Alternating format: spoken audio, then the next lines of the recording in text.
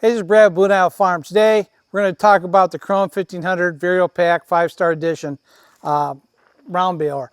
Now, this baler itself I bought about a year ago, and it's not a newer baler. It's an older chain baler.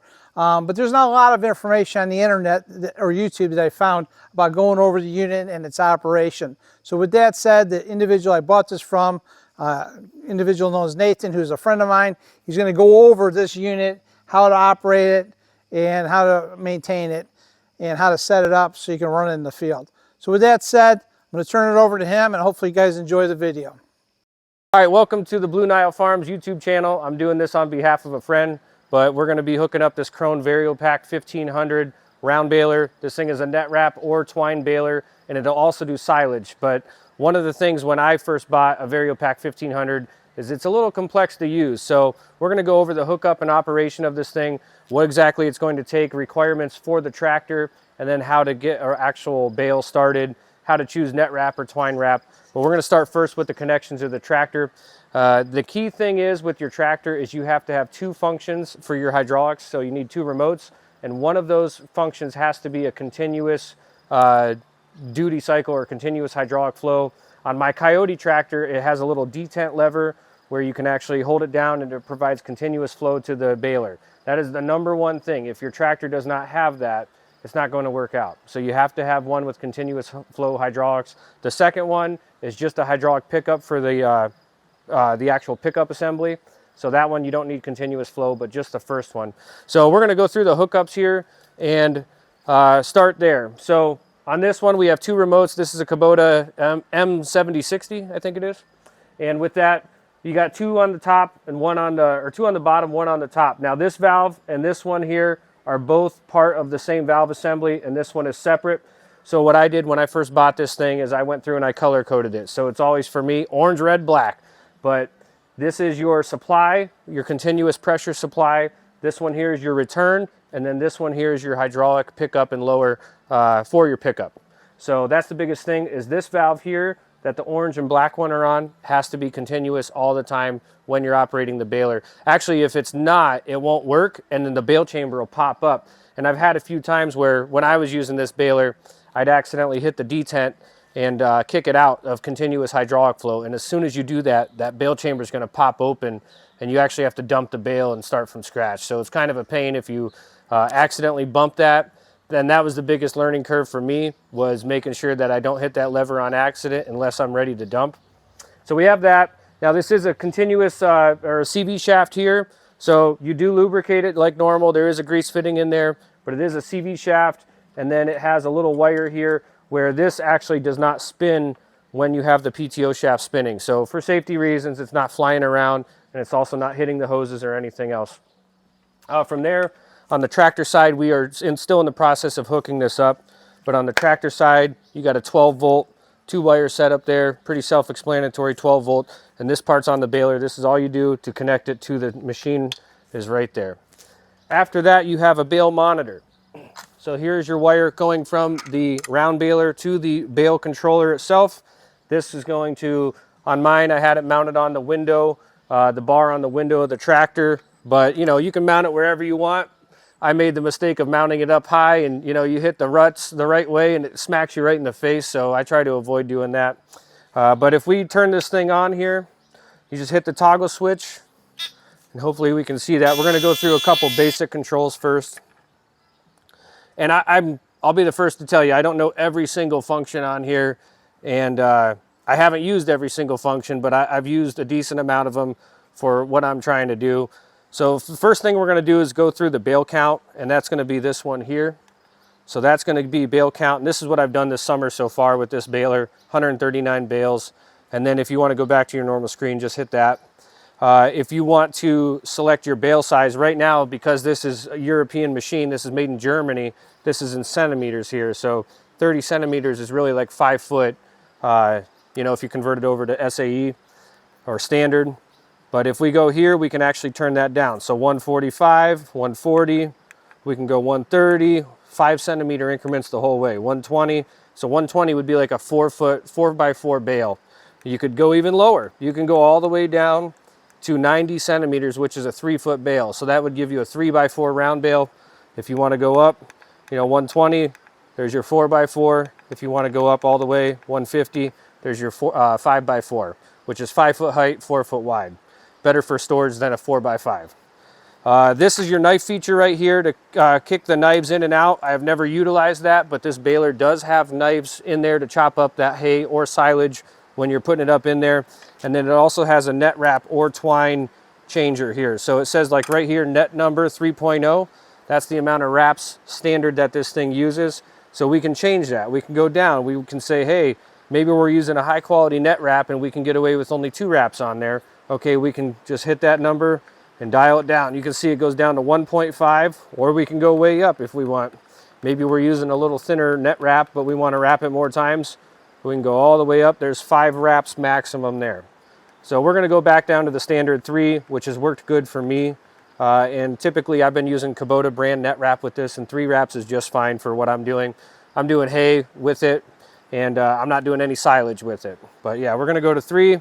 It says proceed yes equals quit, so we're just going to hit that button, and then to get back to the main screen, we're going to hit that one right there.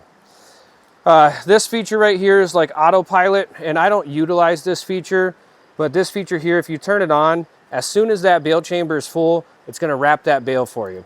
It's going to automatically start the net wrap process or twine wrap process, whatever you have selected, and it's going to start wrapping it. I don't like to do that though, because maybe I'm getting close to an end of a windrow, or I'm just trying to get a little bit more in the chamber. So I like to manually wrap it. And when you manually wrap it, you're going to hit this button right here. So this is your button to wrap it. See baler binding. Okay, we're going to hit that and we're going to stop it for now. You see wrapping process not catched. So, you know, we don't have any hay in it. The baler's not even turned on right now. But this one right here is to actually wrap a bale manually. And I prefer that for the reasons that I said. The other thing with this baler is you have to have a decent amount of hay going into the machine for it not to get tangled up. If you don't have a lot of hay going into it, maybe you got a real light windrow, or you're not driving the tractor fast enough when you hit the net wrap button, or if it's on autopilot, you can't really control exactly when that's going to start that net wrap process. Sometimes it'll get tangled up, the net wrap will. So what I always like to do is I put it in manual mode, and when I'm ready to wrap it, I just hit that button and it does its thing. It'll wrap it 3 times. It'll beep at you to let you know that the wrapping process is complete. And then after that, you're ready to dump the bale. Okay, so we're going to go into a little bit of the operation of this machine here. And we got the tractor on for that, so hopefully you can hear me okay. But the first thing I'm going to do is I'm going to open up the bale chamber and show you. So after you get the hydraulic lines hooked up, the first thing that you need to do to pressurize the bale chamber is there's going to be a lever over here. You might have to move the camera. There's going to be a lever over here. Now, it's usually in park, but when you first get this thing hooked up, the first thing you're going to do is turn it to the one with the arrow, and that's going to be on the left-hand side. What that'll do is it'll pressurize the chains. This is a chain baler, and it'll also pressurize the hydraulic lines and everything else. So when you're done for the day and you park it, you're going to turn it the other way. You're going to work that hydraulic valve, and you're going to bleed all that pressure off. It actually almost looks like the chains are not right when you have it in park mode, but it's just taking all the pressure off of them, and it slacks all those chains out. So we got that set. Here's our bale density right here, and this is like where you want it if you're doing dry hay. If you're going up and you're doing silage, you're going to have that cranked up to about 2 o'clock. And you do that by opening up the bale chamber twice. That puts the pressure to it, then you drop it down, and then you have this knob right here that you can turn to change that bale pressure or bale density. So how do you drop to relieve it? If you want to drop the bale pressure, oh, you mean like if you're done for the day? Yeah, for the day, yeah. Okay, you're done for the day. Just flip it to park, shut off the machine, and then work those hydraulic remotes in the machine. You watch the gauges go down? Yeah, you'll hear everything kind of deflate. So we'll go back to this mode. This is what we want. We got a little locking lever here for our bale density lock. And then we're going to go into the tractor here to show you the remotes in the tractor. All right, so when we're in the machine, again, you have to have one hydraulic valve with continuous flow on it. This is the PTO on this truck, or on this tractor right here. But to turn it on, all we're going to do is set the PTO. We're going to turn that on. Now that's going to kick the baler on, and you can see that that drive shaft sleeve does not turn in the back because we have that wire tied up there. What's nice about this feature on this tractor is it's got a clutch in the baler. So when I'm ready to dump a bale, that thing's going to beep at me twice. I'll hit the wrap button. It's good to go. Now it's time to dump. Now on that baler, it's lifting it up all the way, but it automatically kicks out that PTO clutch. So, you know, if I'm in the machine and I'm doing it, I'm gonna have that throttle up, and that's gonna help the bale chamber open up quicker so you can dump your bale. And then when you're idling back down or lowering the bale chamber, idle it back down, and then you can go ahead and lower your bale chamber. And what that does is it just kind of helps save those clutches inside that actual baler unit. The other remote is going to be for your hydraulic pickup for your teeth. So maybe you can see that. We have it in transport mode right now, but it just raises and lowers your pickup. So there it goes up and down, and we have it locked in the upright position right now because we were traveling down the road. But that's why you need two remotes. And this one right now, I have it, here, I'll take the camera for a second. And now we're back to the normal screen. So right now I have this thing in continuous flow. Now if you do that, it's gonna pop the bale chamber open, and you see what it says on the screen, bale chamber open. So if you're running that tractor and you bump this lever, if you're not ready to dump it, don't touch it. Just keep that thing all the way in continuous flow there, and then you see it's gonna clear itself, and it's good to go. Nope, give me a one. So we're gonna quiet that down. Okay, we're good. So there it is. So again, if I'm running the tractor, that thing beeps at me that says, hey, this bale's done. I'm gonna go ahead and pretend I'm running it. And I like to run it somewhere around 1800 RPMs or so. See, it's popping that out. I don't know why that is. So this is kind of popping this out on this. I don't know what that's all about. Maybe we gotta go the other way. Nope, let's do it that way. But I'll have it revved up, and then when it's time, just lift this up. There goes your bale chamber up. Okay, it's time to go down. Just gonna drop this idle down a little. Automatically re-engages.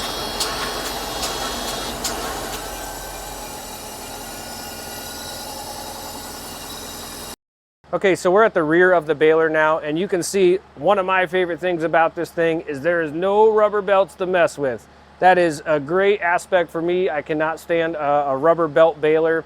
So this is all chain baler, and these are heavy duty ones. Maybe not like the New Holland ones from back in the day. These bars are thick, and as long as you're rolling that bale up pretty easy, you're never gonna have to worry about bending a bar. You know, you're just gonna go back and forth. And if you read the owner's manual, they say don't make like gradual S-turns. You're just gonna hug the one side of the windrow. If it's a single or a smaller windrow, you hug the one side for about 50 feet, and then you go straight over to the other side. None of this kind of weaving back and forth thing. One side, other side, back and forth. And you're actually gonna see that on the monitor. It'll tell you if the bale is actually even or not, and you just kind of follow that around. One thing about it though, if you're ever gonna stick your head in here, just make sure you hit this valve.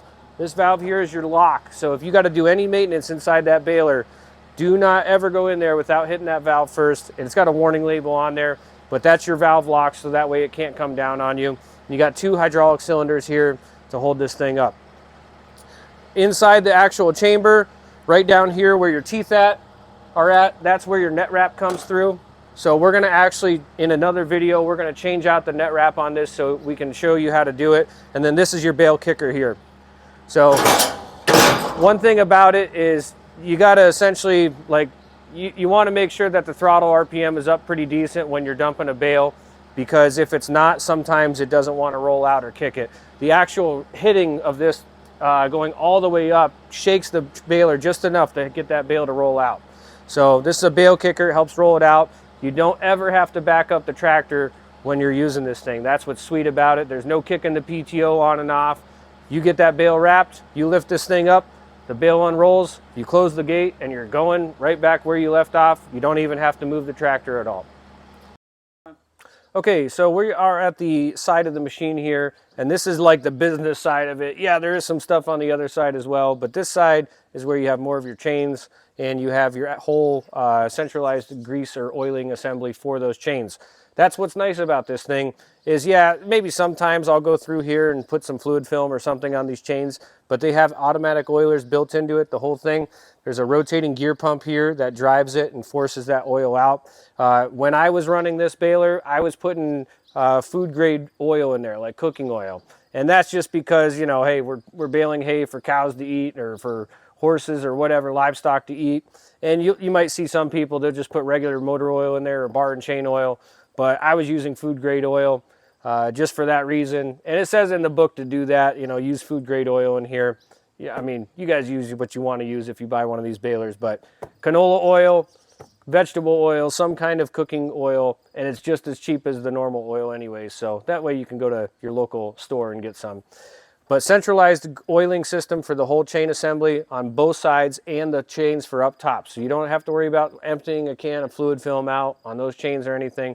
They are self-oiled through this centralized oiling assembly.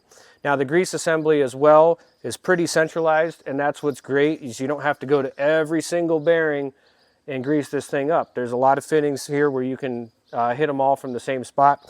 So your first location is going to be down here. You have a couple grease fittings down low. And then there are like 2 in this machine that you have to hit with a grease gun. There's one right there, and there's one on the other side as well.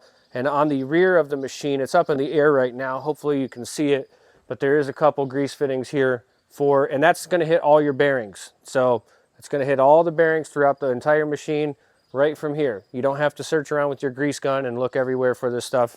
It's right there. Okay, one other aspect on this side of the machine, this is a transport mode on here, and it is on both sides. This pickup here is a hydraulically actuated one. Now, if you're gonna be taking this thing long distances, maybe you're driving it with a pickup truck or something to the next field, you should probably put it in transport mode because if you don't have any hydraulics connected to it, you're supposed to bleed off this pickup assembly. So if you wanna transport it, you're gonna lift it up, and then you're gonna take these 2 bars here. There's one on either side. Might be a little hard to see on the camera, but it's a 19mm wrench, and you loosen up this arm and you slide it backwards. That's to unlock it. Now, if you want to lock it up in transport mode, you're just going to lift this pickup up, and then you're going to slide that bar forward, and that's going to keep those wheels up like this to where they can't drop down on you if you're, you know, driving it down the road or whatever. And you're going to see that some of these balers are a dual axle baler, and some of them are a single. This is a single axle baler, and it's still 6,000 pounds. It's a heavy machine. This tandem axle setup, it's even heavier than that, but the advantage, just like having a tandem axle trailer versus single axle, is you hit a gopher hole out in the field or you hit a rut that you weren't anticipating, and that baler's not gonna bounce around on you as much as a single axle. So you'll see here in the picture, it actually is showing 2 axles on there, but there was different variations of this machine. There was single and dual axle. And it is a wonderful machine. I've really enjoyed having it. Again, doing that 3x4 bale or a 4x4 or a 5x4 or anywhere in between is a real nice feature if you're doing custom baling or you're doing some maybe contract baling. It's a great feature for that. And then you can do your hay, you can do silage. That's why it's called a Vario pack. And on the side of it, it says 5-star edition, and I truly feel like this was a 5-star edition baler. It's a heavy duty unit. I've seen some of the other ones out there like New Holland and maybe some John Deere ones. They just don't look like they have as thick metal as this one has. This thing has, like right here, this metal is almost a 1/2 inch thick on here. So it's a real thick machine, and that's what I like about it. Okay, so now we're at the other side of the machine. And there is also a centralized grease assembly on this as well. If you look, where is it? Right up here. You might have to turn the camera. There's 2 right there on the rear hatch. And then there's also going to be a couple more down here. So 1, 2, 3. There is also one right here for this bearing. And I think there's, yeah, one right here for this one as well. So other than that, it's all, you know, pretty centralized, which is very easy as far as maintenance goes. This chain right here does not actually rotate. You can see it's got a cotter pin on either side.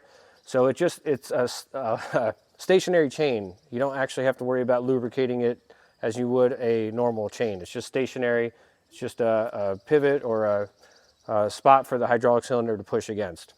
The other thing you're going to notice about this baler, and it will dump a bale super quick, and that's what's cool about it. Your change time from wrapping that bale and starting another bale is so quick because it has these pressurized bale actuators here. And what that does is that allows a little bit extra pressure at the beginning. So that way when you dump that bale, it pushes it right away. You don't have to wait for all that hydraulic flow. There's already built up pressure here, almost like a bladder tank in a pump or a house with a well system, you have that pressurized bladder, it does the same effect. So these are bale chamber pistons or actuators, whatever you want to call them, but it has a little bit of extra pressure there to help dump that bale quicker so you can get back on the field and rolling that hay up for your next one. Just some of the basic electrical components here. This is your counter for your net wrap. This is how it's actually measuring the amount of wraps that you're doing on that net wrap process. I have never personally used the twine feature of it, but it does have net wrap or twine, which I guess can also be pretty handy too, where if you had something happen like where I did, where I needed a net wrap one time or a roll of net wrap, but it was Saturday evening and nobody was open that sold a 48-inch roll of net wrap. And I was kind of SOL because I didn't know how to use the twine feature. But hey, twine is available at your local Tractor Supply or other places, maybe Family Farm and Home. You can get that twine and you can get back on the field and keep going. You don't have to wait till Monday if you run out of net wrap. Okay, so now we are to the point where maybe we're done using the baler for the day and we need to shut her down. So the first thing we're going to do is we're going to turn this lever over here to park. And this lever right here is going to bleed the pressure off of the bale chamber and those bale actuators. So we're going to turn that to park, and then we just have to go into the machine and hit the hydraulic valves back and forth. And you're actually going to see, if we take the camera to the back of the baler, you're going to see those chains start to slack down. That's taking all that pressure off. So again, first thing, turn this lever over here to park, and that's going to be to the right. And then I'm going to go in the machine, and the camera, we're going to have it in the back so you can see the chains actually slack up and hear all that pressure bleed off. Okay, so I'm here at the controls and I'm going to lower, it would be the lower function on the bale chamber. Like if you're dumping it and you're bringing it back down, but you're actually going to hear it kind of decompress. I'm going to go back and forth. And those chains are just taking all the slack out. We're going to do it a few different times here. We're going to bleed the pressure off of the pickup. Okay, we're going to do that. And you'll make sure you always do this before you disconnect the hydraulic valves. If you don't, it's going to be real hard to get those hydraulic valves back on because they're going to be under pressure. So after that, all the pressure's bled off. The dial up here says 0 as far as the pressure goes, and then you're good to go. There's no pressure on the machine, and you can leave it like this for as long as you need to. Okay. Hey folks, thanks for watching a video on the Krone 1500 Vario Pack baler. Hopefully we covered a lot of the issues about the machine's maintenance and its operation. So if you ever purchase one of these units, you'll have a better understanding of it before you get out for the field. You know, for me, I'm looking forward to it. I haven't used it yet, but you know, there's a lot more things to this machine than I knew, but I feel a lot more confident after we went over this and we made this video. So hopefully you feel the same. So with that said, thanks for watching. We're also going to make another video that's going to trailer this, and it's going to be discussing how to install the net wrap on this baler itself. So until then, hopefully again you gain something from it, and we'll see you soon. Thanks for watching.